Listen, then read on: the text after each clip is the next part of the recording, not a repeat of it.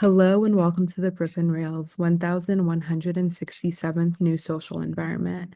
I'm Magli, a programs associate here at the Rail, and I have the pleasure and privilege of being your MC today for a conversation featuring Na Kim and Will Chancellor. And now I'll introduce today's guest and host. Na Kim lives and works in Brooklyn, New York. Known for her mimetic portraits set against polychromatic backgrounds, Na Kim's paintings depict figures but are conceptually abstract. Her imagined subjects, derivative yet unique, evoke both confrontational and intimate encounters. Kim's practice centers neither accuracy nor narrative, but rather reflects a deeply meditative character study. In addition to her fine art practice, Kim currently works as the art director of the Paris Review and creative director of the publishing house Farrar, Straus and Giroux. Her designs have been named among the New York Times Best Book Covers of the Year for the past 9 consecutive years. And our host today, author of the novel A Brave Man, 7 Stories Tall, Will Chancellor is currently writing an alternate history of the Soviet space program titled The Meaning of Certain Dreams. He edits fiction at the Brooklyn Rail. His writing has appeared in Book Forum, Lit Hub, the New York Times Magazine, and many others. He recently wrote on the Brazilian painter Lucas Arruda for David Zwirner Books. And with that, I will pass it over to Will to get us started. Thank you so much. And thank you, Na, for agreeing to talk to us all. Um, I just had a chance over the weekend to go visit your installation in person. These are not my photographs, but this is very much what the experience actually did look like. I think the scale is important. So I would encourage anyone listening, live to make it over to Nicola Vassal Gallery on 10th Ave sometime before Saturday to check it out in person. Um, but not that I want to start with the title of Memory Palace. What does this title mean to you, and where did it come from? Well, I think, first, thanks for having me. I think it can mean a couple of things. Like traditionally, memory palace, it's a mnemonic method, kind of going back to the Roman Empire, where people used it to sort of improve their memory or remember secrets or forbidden information. So I like the idea of, experiencing going through rooms in your mind and, seeing these images because all of the figures are invented. So there's that aspect of it, but also just the idea of like a palace, I guess, in your mind, holding all of these images. That's, because where do they come from? Like, is it coming from our subconscious or something we've experienced? So I thought I like that it could mean a few different things. It's hilarious. Uh, I mean, we're friends before this, but I don't think you knew. Tried to start a company in 2005 that was a memory palace. I tried to design a virtual reality memory palace where people Wow. could put like Wikipedia-like entries with visual corresponding mnemonics into a gallery. And it like my conception of it was exactly like walking around the installation of your work to where there would be, blank walls, and then we would have works that, some kind of image that's associated with whatever you wanted to remember, and then putting it in a physical location so that you can run through it. And I wonder, when was, I'm assuming you read like the Moonwalking with Einstein or something like that, that put the idea of memory palaces on your map, or where did you first come across that? Honestly, I think it's just from doing Wikipedia deep dives at 3 in the morning where it just goes from one thing to another. And I ended up learning about it a few years ago. But yeah, Yeah, I mean, I think it's fundamentally true that our brains are much better at remembering imagery than we are at remembering abstract ideas like names, for instance. Almost everyone will remember a face, but few people will remember the name. And that if we don't have some kind of visual or other sensory representation of something, for the most part, it just kind of slips away. And I know that that's true for me. I think maybe I suffer from that kind of memory loss more than others. So if I have a picture and I can link it to a space or something that I know pretty well, then it's kind of there. And it's that experience, I think, is very similar. I hope you can indulge me and forgive me, but I felt like the best way for us to have this conversation was for us to make this talk kind of like a memory palace, in that we would walk around the installation, look at the works one at a time, following the left-hand wall of the gallery, and just allowing you to talk a little bit about the works themselves, and maybe use that as a way to talk about your artistic process. I mean, you can veto it now, but No, no, that sounds great. all right. So this is the first work that we see when we walk in. Like as soon as we walk in the gallery, to our left, there's this work which is given the number of Untitled Four, but I don't think that the numbers have any particular relationship to the work itself, right? No, not in this show. Yeah. And so this is our first one. And for me, I had seen your imagery on online and on Instagram, and yeah, it was in seeing this in detail that really highlighted that I was in for a different kind of show than I expected. And I think the placement of this one is particularly good. But all of the works in the show have a similar central female figure who's doesn't seem like she's it's not a self-portrait as much as an exploration. Or how would you describe the what it actually represents, like the fact that there is a central figure in all of the works that we're going to see? I think I just approach the portrait sort of as a vehicle for painting. So it's not really about who it is or any sort of narrative, rather like, you know, the way that landscapes can carry emotion, so can portraits. So it just happened to be the subject that I chose. So it's not based on a real person. And again, going back to the idea of memory, the series started by me trying to create a painting I had painted before from memory. So I'm kind of using every preceding painting as a reference for the one that follows. Um, yeah, whether that's, carrying energy or, strokes that I remember or color combinations or just the expression of whatever face I created into the next one. That's fascinating that there was, so it begins with this second representation of something, right? Like you're beginning the entire exploration from memory, and then it ends up a copy of a copy of a copy, but permuting, I guess, as you go along, right? Yeah, I mean, I guess a good way to think about it is if you're prompted with the task of painting a face, what would that look like?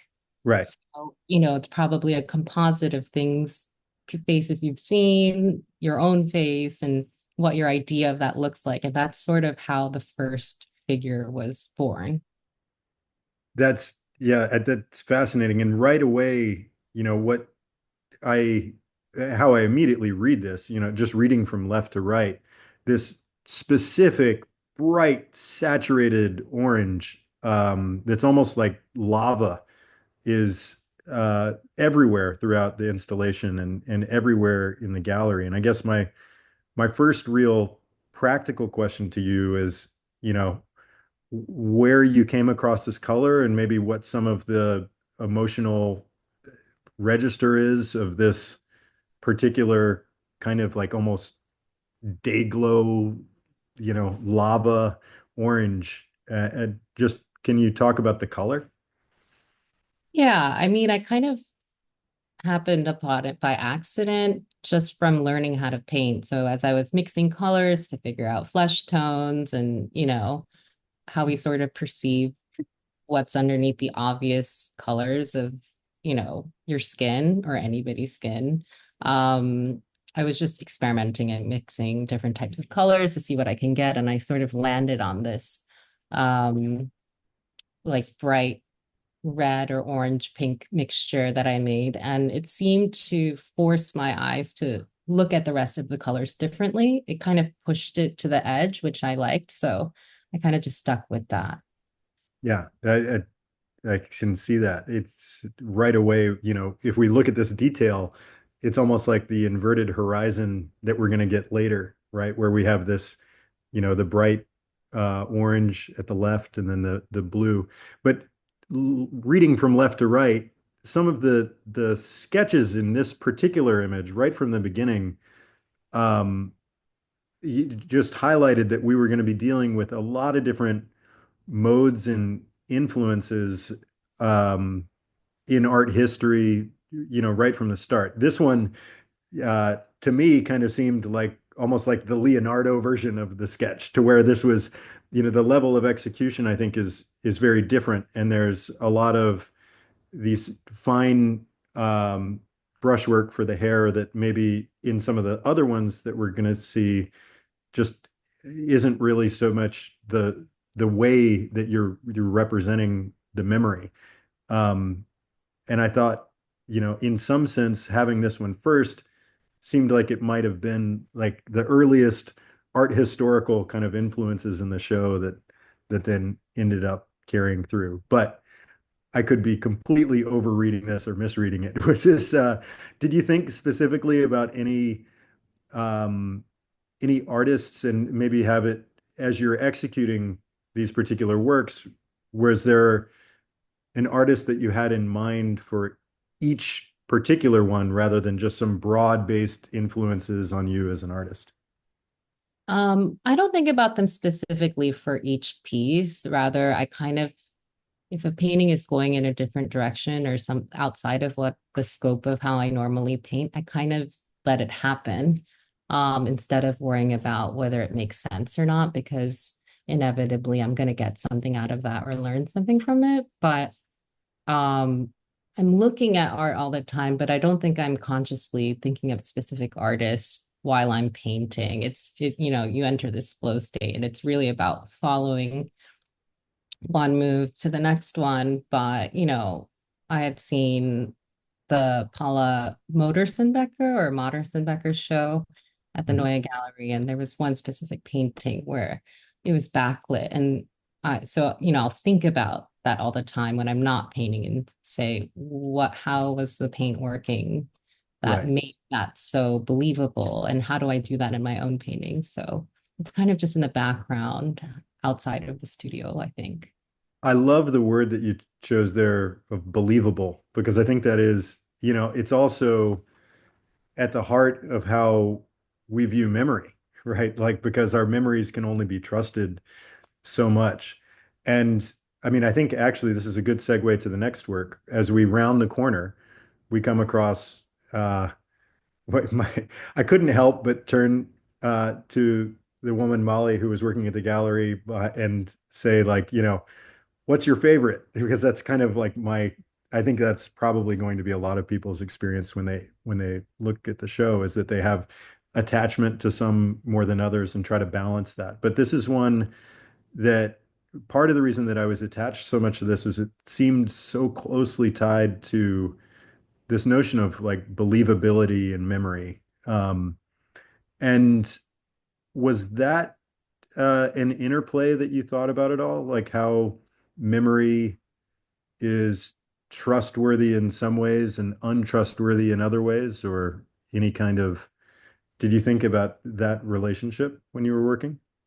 Yeah, I think about it all the time, especially because I think people really have this urge to figure out who is it. And it really doesn't matter who I say it is at the end of the day, but and also just with the repetition of the paintings and like returning to the same subject over and over again is kind of like how memory works, where it's never the same twice. You know, Hmm. you could be asked to picture an apple in your head over and over again, and each time it might be a little bit different. So what happens when you try to bring that outside of your head? So yeah, it's something I think about a lot. And again, because it's not about accuracy, about like depicting somebody as they are, it really is like, how do I make this figure believable? How do I have them carry a certain kind of truth or emotion so that they're believable? I love that. It's something that I think about a lot in writing, that a lot of times your notion of accuracy there is, um, we could have two different statements that sound very similar at first, like "'tis the east and Juliet is the sun," or "'tis like looking at the east and Juliet is like the sun," right? So the initial statement is Romeo's metaphorical statement, which is false. Like, it is not the east. He's not looking to the east. Juliet is not literally the sun, right? So it's false. Versus the simile, which is "'tis like looking at the east and Juliet is like looking at the sun," which is, in your words, like an accurate statement, right? And it's true in that sense that it's accurate, but it's ultimately not believable. And it's the former statement, like by the very nature of it being false and by the very nature of it being wildly false, like to the point where he is someone so thrown off by this experience of love that, everything is inverted. And I think that comes through with what you're saying about accuracy and believability, that it's something, in a lot of these works, like in this work in particular, the detail that I love is noticing how her hair is blending into the horizon, right? To where this is actually um, fused into like that kind of distortion that we see when looking at the horizon because of the atmospheric distortion right above the sea, blends in perfectly with her hair. So in this moment, you know, I guess in this case, tis the west, because I view this as like a sunset rather than a sunrise. Maybe that says something, but like tis the west and she is the sunset, right? Like she is blending in with it and emerging, in this same moment. And this, I guess, what I'm ultimately getting at, as far as a question um, is, do you find that relationship is all the way inverted? That when you're trying to paint things that are accurate, a lot of times they're not believable, and things that maybe are to where you allow yourself to loosen or soften your gaze a little to where it's no longer accurate, it's actually more believable. Yeah, I feel like at least for me when I'm painting, I can't speak for anybody else, but when I do it, I get so focused on making it look accurate, that it kind of loses like the life and magic, in my opinion, of what I'm creating. So I think the goal is always more to create, like, capture the essence of whatever it is that I'm trying to go after. And because it's not, a real person, I think it makes me wonder what is the truth that I'm trying to capture. But, when it's there, I kind of feel it. So not to Mhm. be all woo woo, but Hey, yeah. I'm inviting full woo-woo in this Yeah. conversation. That's like, Because sometimes our like idea of something ends up being the truth rather than what happened. Because it only, after a moment passes, it kind of only lives within us. So it's kind of honoring that feeling in a weird way. uh-huh. Like, say more about that the idea itself becomes, so it only becomes really true or believable in reflection.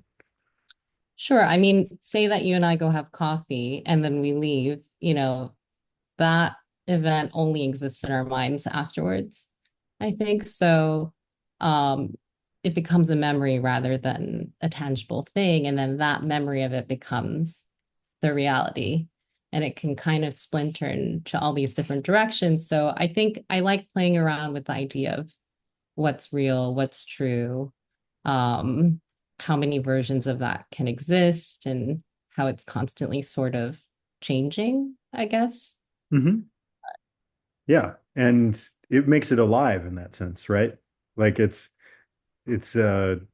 challenges the notion of there ever being like a static fixed truth and something that as the memory changes ends up um, evolving. I guess our next uh, the next painting that we come to actually has uh, what I saw as so if we look at her left eye in detail, it looked to me like this was um, almost like tree rings, that there was this notion of like you allow yourself to be very loose with the brushwork here and allow it um, to spiral all the way through. I'm not sure if we have a detail of this, but yeah, if we do, you can't, you're gonna have to just, there we go. Yeah. You still might have to trust me a little bit on this, that there is some notion of this like spiral tree ring. Um, do you, was that something that was deliberate? I mean, I think it was deliberate to leave it. So again, I think something I try to do is try not to be afraid of the paint and just Mhm. sort of let it happen. And I think, again, that's where, serialized work or repetition and not having it be a real person really comes in handy because I don't know, I feel like I can have a little less fear without having to feel like it has to be perfect or that there's a right answer or right destination for where the painting needs to go. Um, I don't know if that makes sense. Yeah, it makes total sense. And I love the way that you phrased that about, and so many of, I think my annoying questions would be whether it were an intention versus the way that you put it of allowing it to remain that way, right? Which I think is, I imagine that that's a lot of what painting is practice. It's not so much going into it with a deliberate intention as much as a happy accident or something happens and then you're confident enough to just let it stand as is, right? I think it depends on the artist. I think there are artists who, put a great deal of work into making something refined and accurate, and it's really beautiful, and they have their own vision in mind. But for me, it's really about the act of painting. So, um, yeah, it's not with a subject or an end goal, in mind. Mhm. So I like it's more fun for me this way. It's important to me. Yeah, it seems like the alternative would be far less fun, right? This of not allowing yourself to have that play and movement. And you see it a lot in the form here of the neck too. This is something that her, left trapezium, like or trapezius, you'll see this like general uh flowiness and movement happen there a lot. Um, but yeah, the next work that's immediately after that, I guess, is Untitled 18, which is that same idea that you're talking about. We're looking at the form in close up. I think this is the closest of all of the, crops or the focal lengths of all the works here. And rather than it being what you might expect, which is looking at something that's more closer up and is more accurate and more restrained and more, in more detail, that instead the alternative here is a loosening and everything is far more like free flowing as far as and has a lot more movement in it. Um, I'm not sure that there's a question so much as like the fact that you allowed yourself to keep this dynamic seemed like an interesting choice that you allowed to remain standing, I guess. Did this work in particular feel like it was, it stood out in that way to you? Yeah, I feel like I don't know if it's important to say, but it's I will kind of follow the line of sequence of painting to painting, and every few paintings I'll give myself a freebie where I just go ham and paint however I want. And some, like I said, I'll always learn something from it, even if it turns out horribly. But I think this one I liked including in the show because it's kind of it allows me to play with abstraction in a different way than the other things where it's happening to kind of create the form and shadows and Mhm. um yeah. I think there's this is another reason, as if the listeners needed another reason to go to the gallery in person, but the detail right in the middle of the brow here, in person, and I don't think this comes through really in the photograph, but you can actually see the linen of the canvas through this one particular area. I think it's the only time really that that happens in the show of all the works, and that also seems like consistent with what you're saying, that there's a freedom to that and a looseness of allowing the linen to come through and to where it's almost like the pores in the close up, that I thought was really a fascinating, you know, choice, rather than to apply more and more paint as we get closer, to actually loosen it and to where there's all the way to bare canvas, like, or almost bare canvas. Yeah. Um, the next work uh, is notable to me because you're really playing with the horizon for the first time. So many of these works have, uh, this background sea horizon slicing across, and this one um, was pretty significant to me in that her hair exists beyond the horizon. So that it's, the actual plane of the sea. If you look at the brush strokes, that the vertical brush strokes of her hair are going behind the horizon of the sea. So you've actually created this moment where she exists in the foreground and also all the way in the background behind the sea in this kind of impossible space, um, which seems like, you know, it brings the concept of liminality into the discussion, to where you can exist both before something and behind something in this in between state. And I mean, this subject seems like she's at a liminal threshold, or a threshold space. Was this deliberate? Yeah. It was. I mean, I think I like, again, like playing with abstraction, with figuration and mixing it in and seeing like how much information do you need to create a certain atmosphere or specific space. And it's interesting that you keep calling it the sea because that's such a personal interpretation of it because obviously it's not blue or anything, but in your mind it's a sea. And I like that. I like that, people are able to see it in different ways and take away from it, like, or, make different observations in it. Like, I don't think that anybody else has really mentioned playing with the foreground and background as thoroughly as you have when talking about this painting before.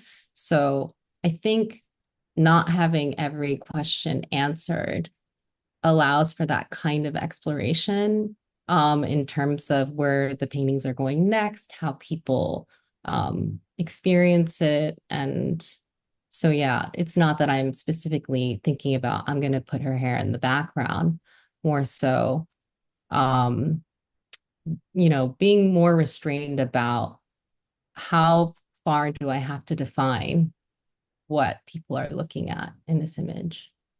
Mhm.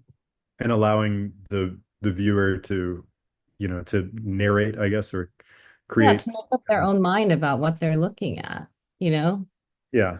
I mean, that is something that I was curious about, whether you, as a reader, I'm curious about whether you found yourself tempted to narrate the life of the subject, even if it's just the subject of the day, rather than the idea that there's a continued subject at the center of these. But if you ever found yourself trying to create a backstory for uh, to our figure, or any kind of, if there was a narrative element in your head, maybe if you were just allowed yourself to play around that way. I think it's something that crosses my mind from time to time. And there are certainly paintings that, where it is more, feels more like water, or, maybe there's a landscape there that feels more clear. So I'll let that happen. But I don't think I'm ever thinking of a specific narrative. If anything, it's more like trying to I think a lot of the expressions are a bit inscrutable, or like you said, sort of in this in-between space, and um trying to figure, place what is the feeling of this painting is something I think about. But yeah, not a specific narrative of she's Sally and she's at yeah, She yeah, just got out of a bad relationship. yeah. Yeah, they She's all gone with her girlfriends to yeah. Thailand. She's Yeah. laughing and crying. Yeah. Yeah. Um, the the horizon line in the next work that struck me is, it's funny how just changing that from the lower, like, eighth or so of the canvas to the upper third can change the relation of the subject so much, and carries so much emotional weight. The This one also was it there one of my favorite terms in all of English is the term for those little wavy lines on water that you see in swimming pools in LA and stuff like that. But I love that you foreground this. They're the rippling caustics, or is the scientific name that I've heard. But it's this um this interplay of her being this very, obviously organic is an understatement when you're talking about a person, but in this element in particular, or in this painting in particular, it seemed like a really interesting interplay the of the human and maybe the inorganic aspects of the natural world, and how those things can play off one another. It just seemed in general to have like a lot, the emotional charge of this work was um, more striking, or was very striking to me. And I wonder how was the time on this, are all of these paintings executed in one day, or do you ever paint them over multiple days when there'd presumably be very different emotional states?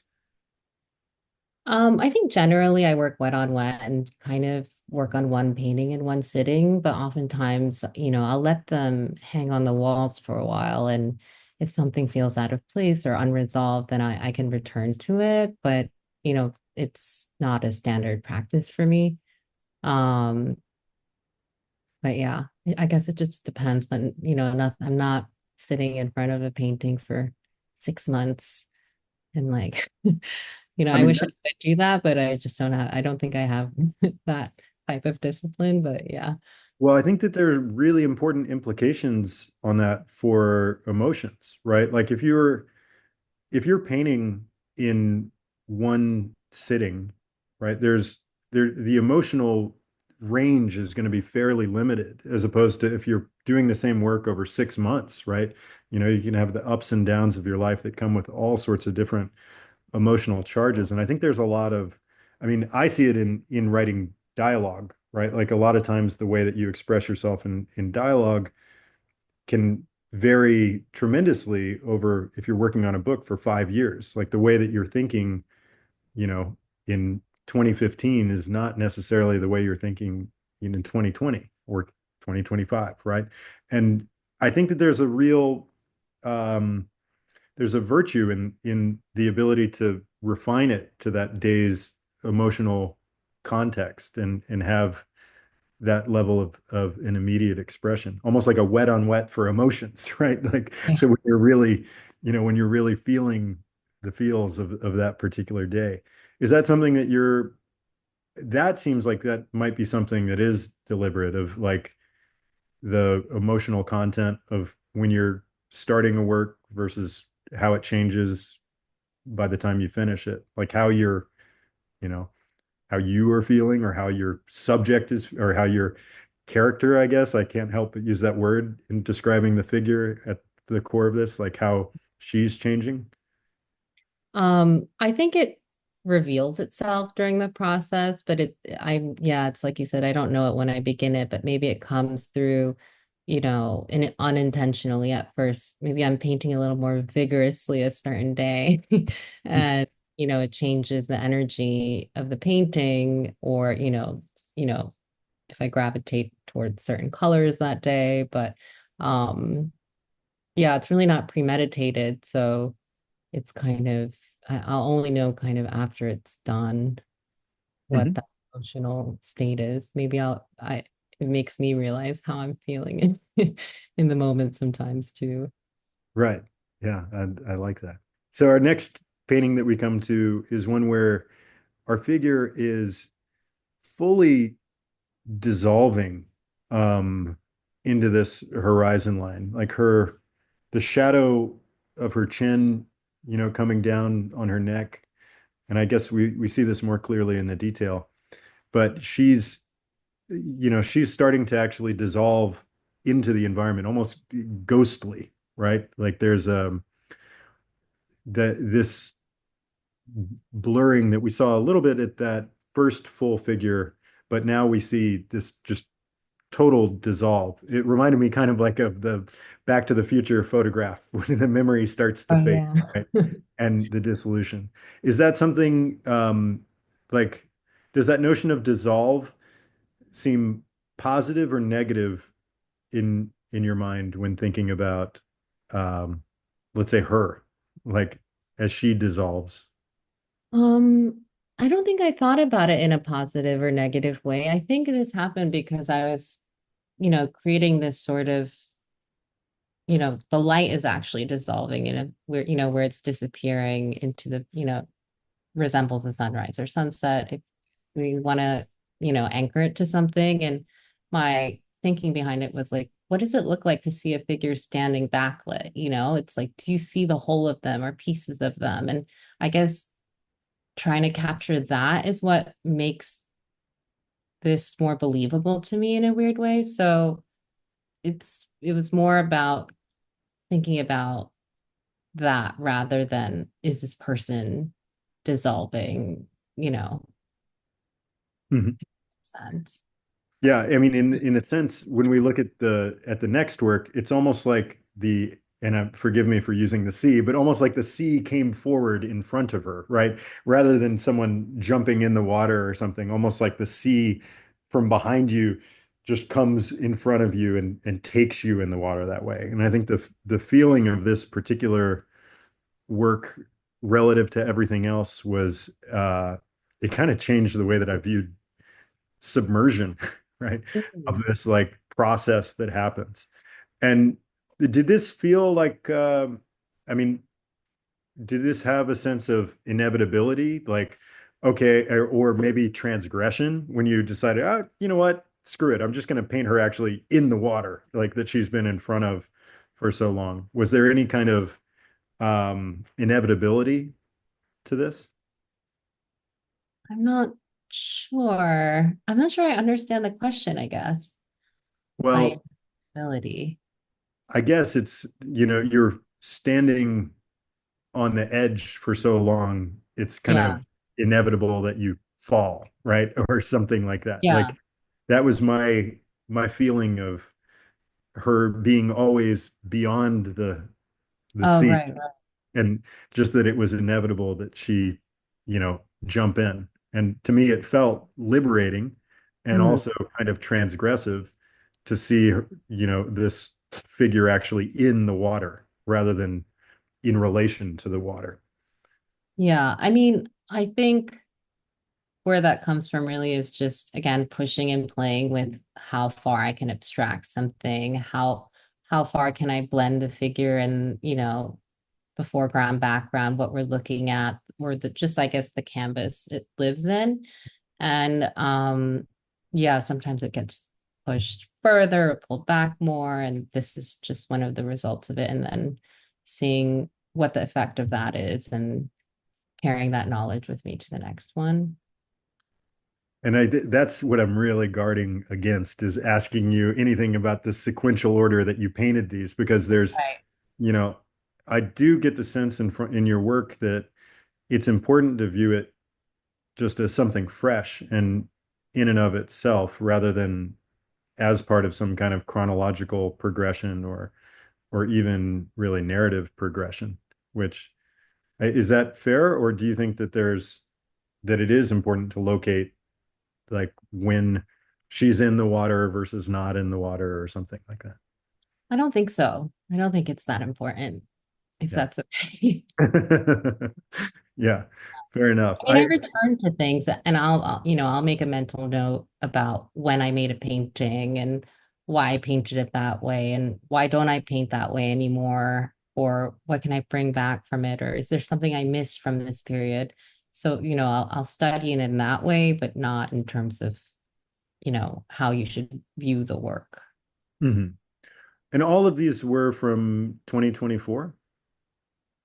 Yes. Wow. 2024. Um, and I guess you'll forgive me if we look at the next in the back room of the gallery, there are three paintings that are all very simple, like they have an internal relationship that's far more close than the other works, in that all three of these are the same figure against a very similar background, almost as if, I mean, I had the impression of, when you ask someone to take a photo with your phone or something and they take like three different snapshots that are all very slightly different from one another, but fundamentally the same composition. Um, and I guess that did seem to me like a question that might be relevant of where the painting that we just looked at of her being fully submerged in the water fit in with this almost like subset of a body of work within the larger body of work of her in uh, these three very similar paintings. How do they relate is the question. Yeah. I mean, the one in the main gallery space was a precursor to these, but they were, painted a few months apart. Um, yeah, I guess I kind of did these all together. Like I said, usually the painting I do before informs the next one. And I kind of like the ambiance or this space that I created for this particular set of paintings. So I was just revisiting it to see what else I can kind of pull from it and how far that space stretched. Mhm. Um, but yeah, I guess another thing about the paintings that I think of is they kind of have the feeling of deja vu or, uncanny valley where, have I seen this before? Is it a real person? Like, I don't know. I just think like for this bathroom, the more like aquatic paintings, I'll say, is that yeah, I did lean more heavily into creating a specific place for them. Um, and I think it's interesting because I think people want you to define like I make portraits of women in certain settings or this landscape or I use abstraction in this way when really it can be whatever you want every time you paint. And I don't know, it feels kind of like a almost a missed opportunity not to explore those things and say, I'm going to make this more um, believable or evoke a certain setting or place and time, and another one completely let those things fly out the window. So I think, this show kind of shows that you can work in these different spaces in different ways and still have it kind of have them inform each other and be a single body of work. Yeah, I love the way that you put it, creating a space for them. I mean, it's almost like an aquatic cave in the back of the gallery with these three works speaking to each other. The narrative that I had in my head was that, there's the woman in front of the sea or like of the horizon. Then she's eventually in it, right? And then the work that we come out of that moment and see is um, this this is Untitled 14, where now the horizon's been obliterated, right? And I don't know if it would be a stretch if this actually did fit your chronological way of making the works, but it seemed notable to me that now the horizon's gone. There is no more of this cutting of the canvas, and instead there's this new palette in a lot of ways. Like the colors are much more tangerine and like lemony citrus kind of colors that come through, and this blue that has we've seen hints of really comes alive here. And um it felt like almost like that moment in the water was catharsis, and now we have this like free expression of character that isn't cut in half. um Probably not a correct interpretation on my part of what was actually going on in the work, but did that seem was the presence of the horizon line something that you thought about, like, as you know in almost all of the paintings, not in others? What significance did that have for you? Um, well, I guess what's in this show, since I paint every day, is only a part of what I've painted for this show. And so there isn't really importance on like which ones have horizons and which ones don't. I think there's probably an equal number of both that have been painted, but I don't know. It's like I said, it's like, sorry if this is like a non-answer, but it is really about each painting. It's not like I go in with, creating a horizon line, but if it calls for it, I'll put it there. Mhm. So, um, yeah, I don't know that there's so much significance in which ones are more bare or which ones are feel more specific. Yeah. I think the feeling for me you know is different. The in the next work that we'll look at too, the Untitled 23, where we have here there's a light source that almost seems like out of Rembrandt or something on the left side, and then the planes are converging there. Um, and it's you're changing a lot of those elements, but it feels like that it just feels liberated in a lot of ways, like at the same time, to where the way that I read that is that it came about as a result of getting rid of those other lines and like ending up here. But as far as, I mean, you've mentioned several times that you were interested in a backlit figure. This one seems like almost a study from having instead of being backlit, having a, side light or something, and how light will interplay with form in that way. Is, um, is that you know, is that something that happens intuitively, or is that something that's, you know, maybe a permutation of a similar idea of, well, what would happen if I just do this aslant instead of, making it straight? I think it happens intuitively. It's almost like a form of, the way I paint is almost like automatic drawing, except obviously there's a little bit more intention than that. But um, I think, again, going back to believability, for me, a lot of times how I see a person is, I look at how the light falls on their face to kind of see the shape of them. And so for me, it's like I'll study light a lot of times just to understand the form of something, and bringing that into the paintings is kind of assisting with the believability of them. I think even if they're not based on real features or positions, like even if maybe a neck doesn't bend that way in real life, but if I light it in the right way, maybe then suddenly it doesn't matter and it becomes believable. So, yeah, Mhm. I'm not thinking of a specific direction, but I think it slowly kind of shows itself as I, carve these faces and figures. Do you think you're finding things that are believable or true, or do you think you're creating them? I think probably a mixture of both.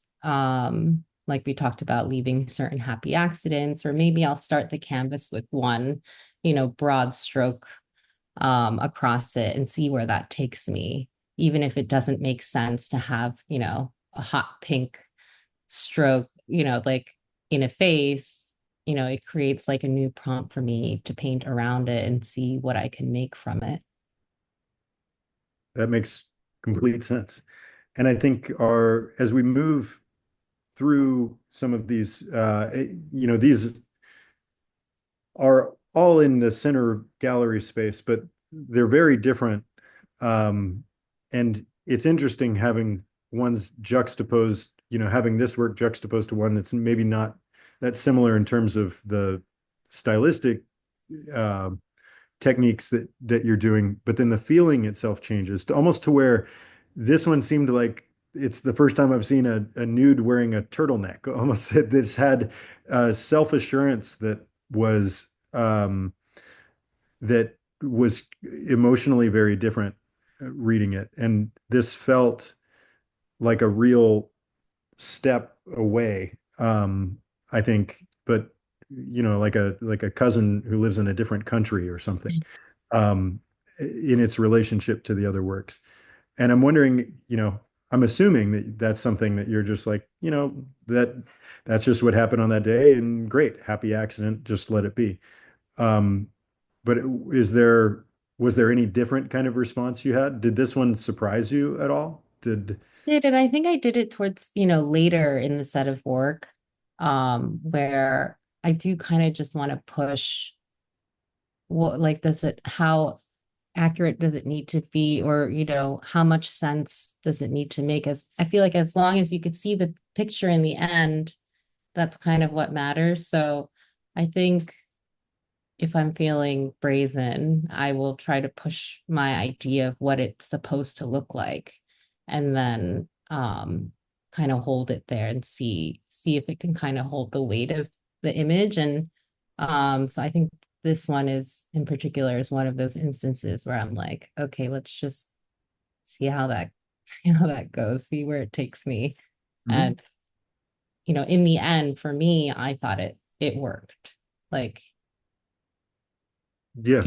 not traditionally like, hair is not blue, or, you know, the nose is just like a squiggle, but to me it's still believable. So I left it. Mhm.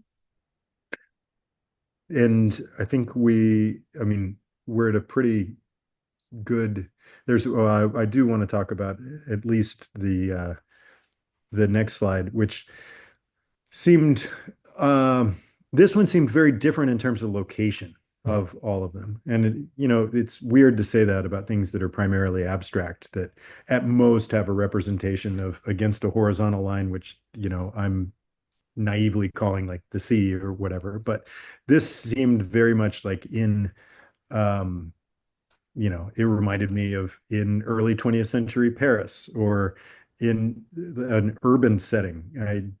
The suggestions of those rectangles in the background, and it felt completely different as far as the place goes. And I wonder if that's something in the broader context of your work, if uh, place plays a role, if this is something um, that the space where the subject is posing, or where you're imagining this, plays a role in your ability to remember it, and then in your attachment to it through the process of painting it.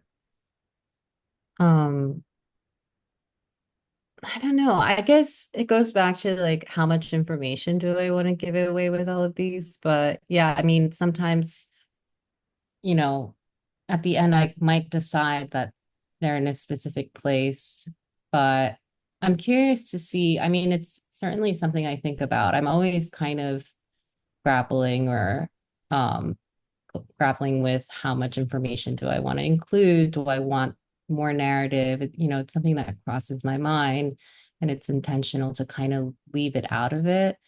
But obviously, this is a new practice for me, and I feel like it could evolve in that way and it could be exciting or it may not, but yeah, I think that's like why portraiture is so exciting to me and like serialized work is so exciting to me because it really can just, if you think about it, not even in the immediate future of, let's say, 6 months to a year, but, if I happen to carry this practice into the next decade, what are they going to look like? And I think not knowing that is kind of exciting to me because, and just sort of letting it naturally evolve as my practice evolves and how I paint evolves. It's kind of exciting to think about. So I don't know that I've actually answered your question. No, I think so. I think you did. I think the answer is that, it would represent a jump that you might take at some point to be more, located with the active portraiture, but it's almost like putting figures in a landscape, right? Like just the reverse, that if you're exploring location through portraiture, then it's gonna maybe create some kind of a change within the work itself, but maybe not the larger practice of what you're representing with these. Yeah, I mean, it might be a part of how the sausage is made, but I don't know that it will actually be like be revealed, like how much of that goes in, or like how much of it ends up in the work at the end of the day. But yeah.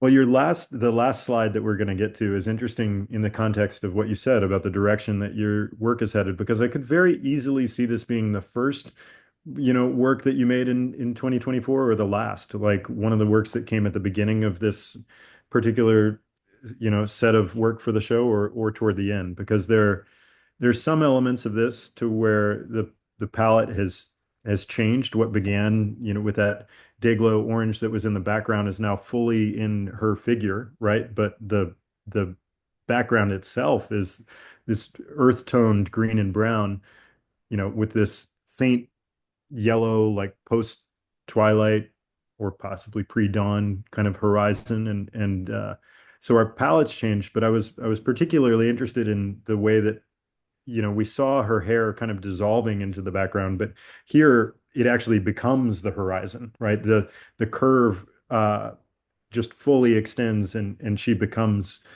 part of what we're viewing. Um, which is she is is part of what she makes, right? And the subject seems integrated in the painting in a way that suggests completion of work to me. So if you pin me down, I would guess toward the end. But I could also see this being something that was, toward the beginning, or who knows, maybe it's right in the middle. Are you are you comfortable talking about this in the context of the whole show? Yeah, I mean, the thing is, I go back and forth between the kind of, if we were looking at that looser red painting a couple of slides back and then this one, they were created within, a very similar time frame. So I'll kind of move between the two spaces of, tight and clear or looser and more ambiguous and kind of oscillate like within that space. So I guess I would like for there to be enough space for those different ways of working to exist for one artist. I feel like we're often kind of expected to make the same painting over and over again so that we can kind of identify it and define it. But, they're all still in dialogue with each other. So, um, yeah, those two paintings were made within like a week of each other.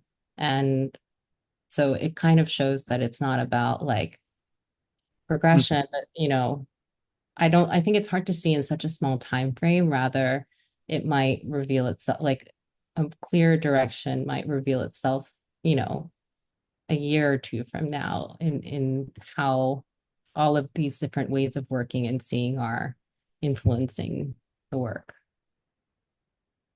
That's great final answer. I think now we might turn to some questions that we have from the audience. Is that right, Magley? Yes, thank you both so much. This was such a wonderful conversation. We have quite a few questions from the audience. The first is from Madison, and Madison asks, so often memory palaces are employed to organize information in our daily life. Much of the work and ideas at play here are reminiscent of dream logic. How are reminiscent of dream logic, how it is somewhat rooted in our memory yet warped. How did dreamscapes factor into the development of this work?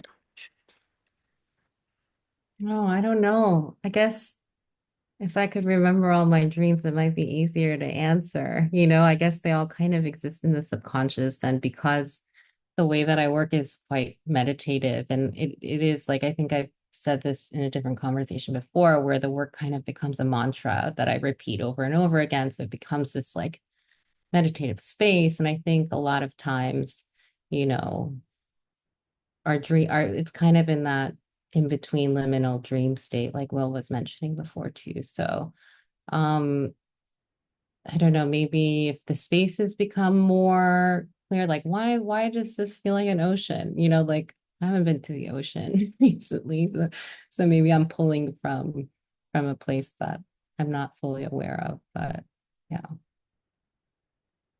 Thank you for that question, Madison. The next question is from Joy. Joy is saying, I'm curious how or if your work as a designer affects the choices you explore in your paintings. I'm thinking about how multiple variations of a design might be lost in the process versus how the paintings allow for a variety of expressions with similar design elements to remain and complicate each other in the space of the gallery. I feel like that was a lot of questions, so I'll try to answer it piece by piece. But it's interesting. I think I've been asked before, like, why are these figures staring back? I've thought about this for a long time, and there's this trope in book cover design where it's the back of a woman's head, and you can't see the figure, and it became this kind of thing that happened where it wasn't defined as anyone or anything. And I think it's kind of pushing back against that in a weird way where it kind of forces the gaze and to be perceived. So maybe that's something that pushed me towards this kind of very confrontational subject matter. Um, but again, I think with designing book covers, I often think about what is the tone of this book? What is the mood? It's not really about depicting things or events or characters that exist in the book, but really like what is the feeling of it? Like if I had to describe this book in 3 words, what words would I use? So it's really like um more about capturing the essence of something, and maybe I carry that sensibility into the paintings. Yeah. Thank you for that answer. We have a couple of questions from Julie Chang. The first is, are there any artistic or cultural influences or inspirations from outside Western painting? And is there anything you would want your viewer to feel when experiencing your work?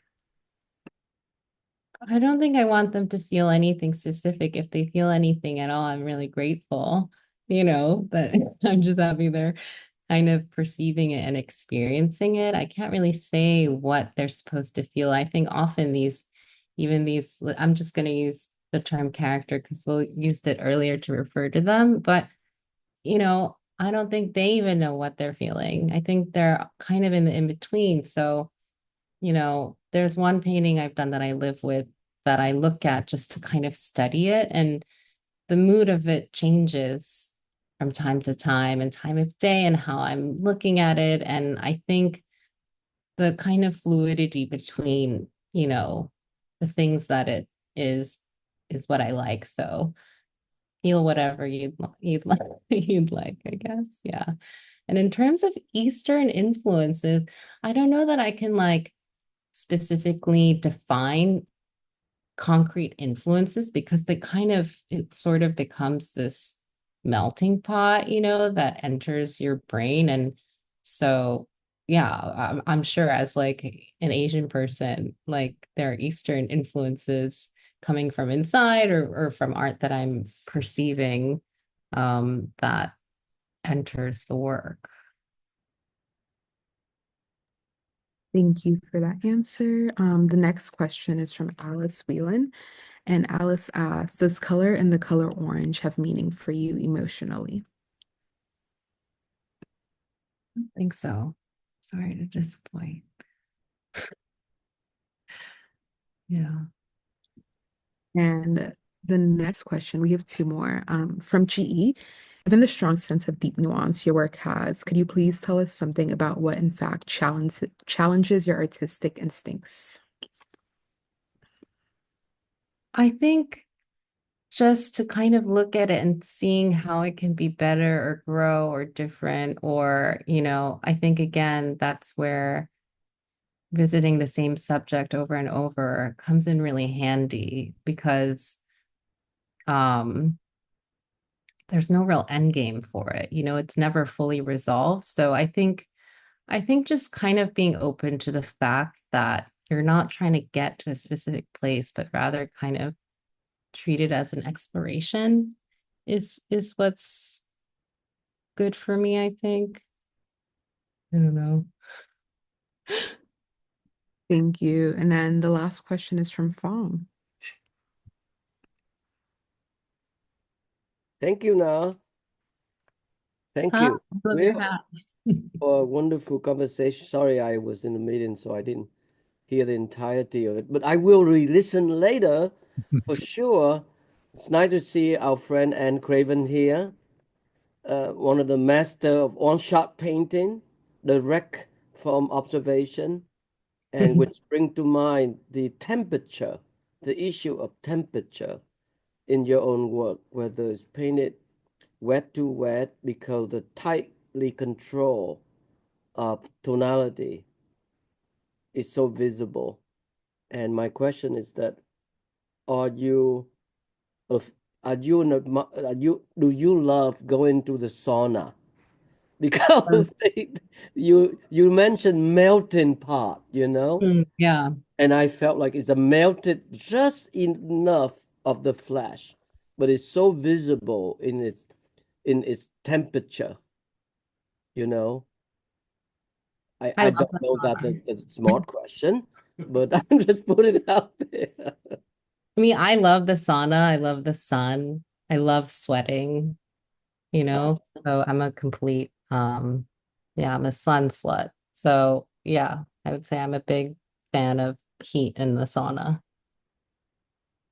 All right. Does that affect the way you control the flash? Oh, I don't know that it does. Yeah. I guess I don't think so. That I like the sauna. Does it does It's it control the way I want unrelated, to but paint? I'm sorry. It's cryptic question.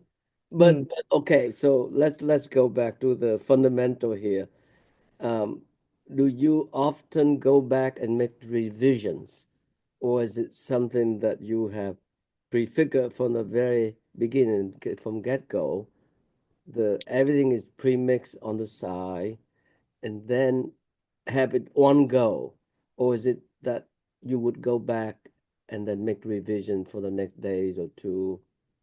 My question is that how long would it take to make a painting, and what are the steps that require? I think most paintings are done in one sitting.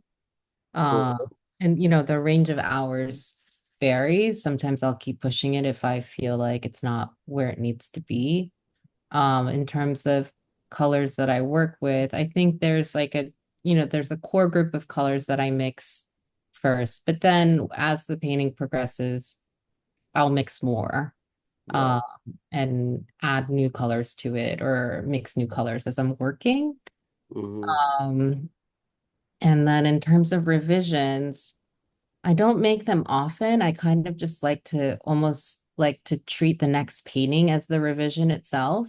Uh-huh. Uh, but there are times where I'll go back and, I try not to be precious about the work and, I'll go back to revising it to the point where it's ruined or in my mind ruined. And try to glean what I can from that experience. But Mhm. right now, I think, since putting up the show with Nicola, I had a little bit of time to kind of reconfigure myself with the work. And now I'm experimenting with, what happens if I paint over the same painting, 5 times or so. I think I'm playing around with the idea of revision a bit more at the moment.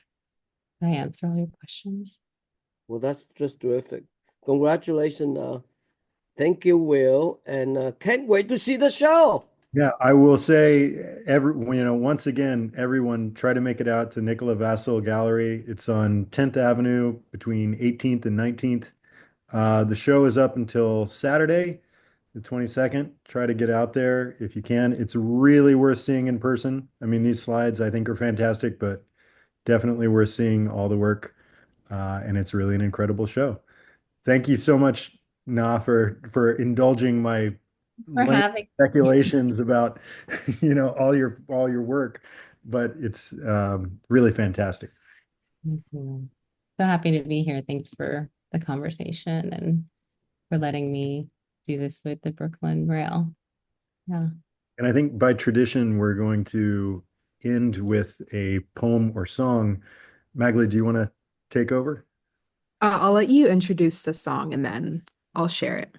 Okay, so this one um, has been my brainworm of 2025 so far. I think I've listened to this over 100 times. I have no idea why this is the year. It's by no means new. It's Brian Eno and John Cale, and the song is Spinning Away. Usually I wouldn't give this away on first listen because it took me about 50 times hearing it before I paid enough attention to the lyrics to realize, oh, shit, he's talking about a painter. And I guess I will leave it a little bit of a mystery of which painter he's talking about, but I thought it would be fitting in this conversation about some of the brushwork and allowing yourself to spin away to have Brian Eno and John Cale take us out. Thanks so much. No. Thanks, Will.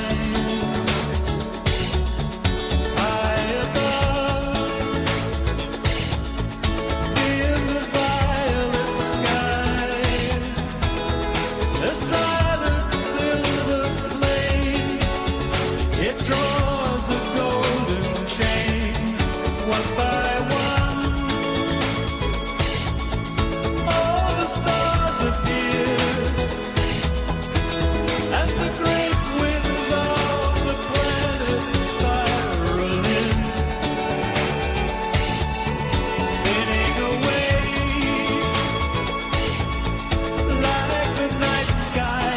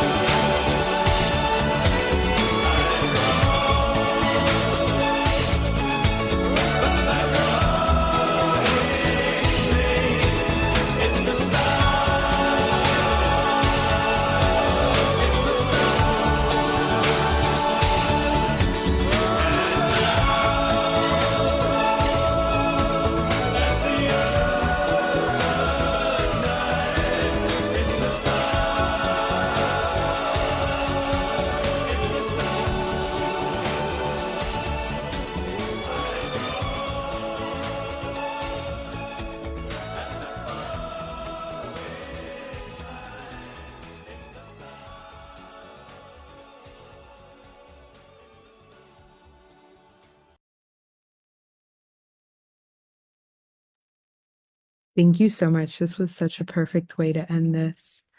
Thank you, Na and Will.